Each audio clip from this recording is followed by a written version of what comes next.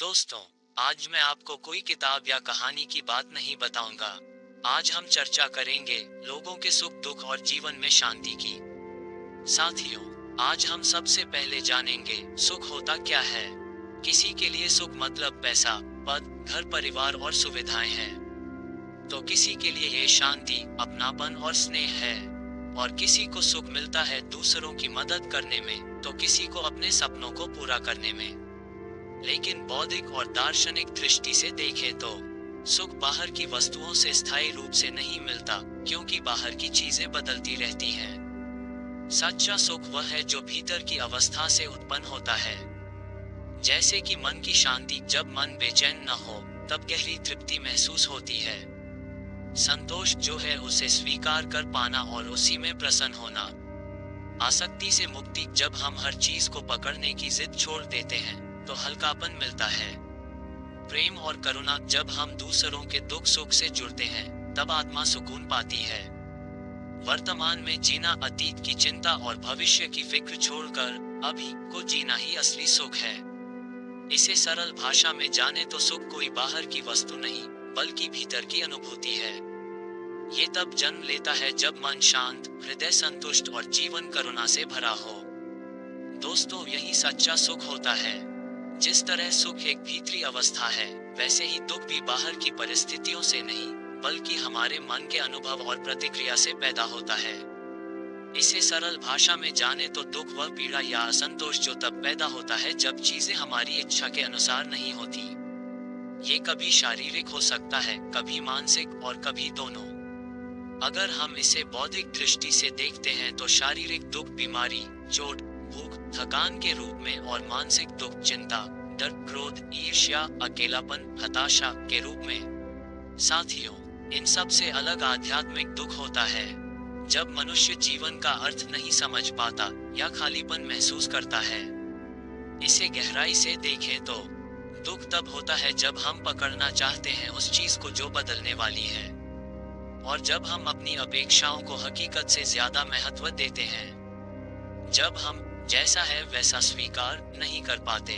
इसलिए कहा गया है, दुख का मूल अज्ञान और आसक्ति है, और दुख का अंत समझ और समता में है। साथियों, अब हम जानेंगे शांति का हमारे जीवन में क्या महत्व है। शांति सिर्फ युद्ध या झगड़े का ना होना नहीं है, बल्कि यह तो भीतर की एक गहरी अवस्था है, जहां मन संतुलित, स्थिर और निर्विकार होता है।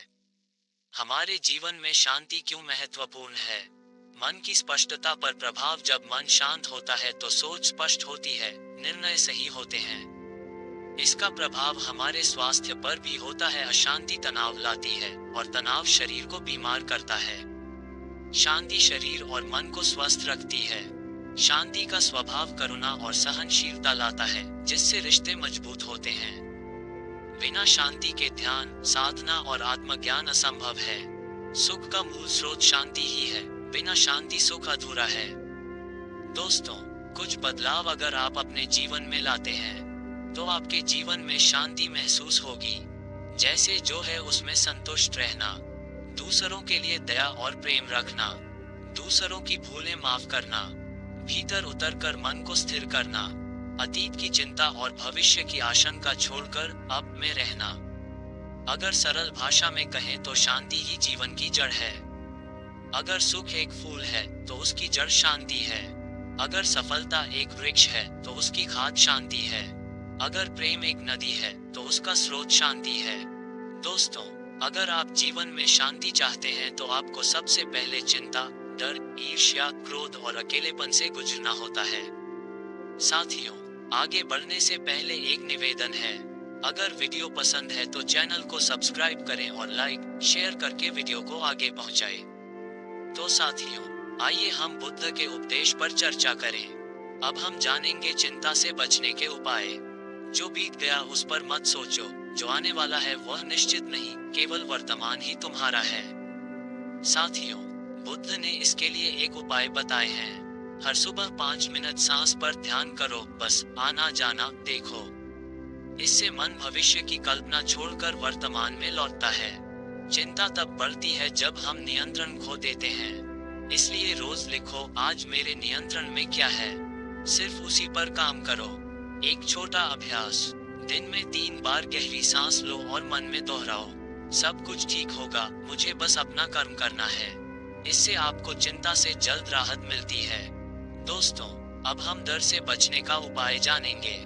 डर हमेशा कल्पना में जन्म लेता है, वास्तविकता में नहीं।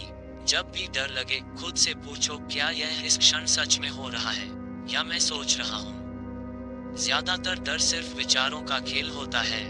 अपने छोटे छोटे डर पर विजय पाना शुरू करो, जैसे किसी को फोन करना, किसी नई जगह जाना, अपने विचार कहना। हर जीत तुम्हारे आत्मविश्वास को मजबूत करेगी।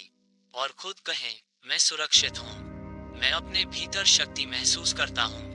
दोस्तों, ईर्ष्या का अर्थ है किसी और के सुख से अपना दुख बनाना। अगर आप बचना चाहते हैं तो तुलना करना बंद करो, हर आत्मा का मार्ग अलग है। अपने गुण और प्रगति को लिखो, रोज उनका आभार मानो। दूसरों की सफलता देखकर मन में कहो, उनका समय आया है, मेरा समय भी आएगा। ईर्ष्या तब घटती है जब तुम स्वीकार करना सीख लेते हो, मैं जैसा हूँ ठीक हूँ। साथियों, क्रोध जलता हुआ कोयला है, जिसे पहले तुम पकड़ते हो और फिर बचना चाहते हो। आपको जब गुस्सा आए, तुरंत प्रतिक्रिया मत दो। 10 सेकंड रुककर 3 गहरी सांस लो। किसी के प्रति द्वेष नहीं, उसकी स्थिति समझो, शायद वह भी दुखी है। लिखो, मेरे भीतर क्रोध है, मैं उसे देख रहा हूँ। बस देखना ही क्रोध को शांत करता है। और मन में कहें, मैं शांत हूँ, मैं प्रतिक्रिया नहीं करता, मैं समझता हूँ। साथियों, अकेलापन तब आता है जब हम स्वयं से कट जाते हैं। अकेलेपन से बचने हेतु अकेलेपन में कला, लेखन, ध्यान या संगीत को साथी बनाओ। खुद से संवाद करो, डायरी लिखो या प्रकृति में बैठो। रोज किसी एक व्यक्ति से प्रेम पूर्वक बात करो, बिना स्वार्थ, बस स्नेह से।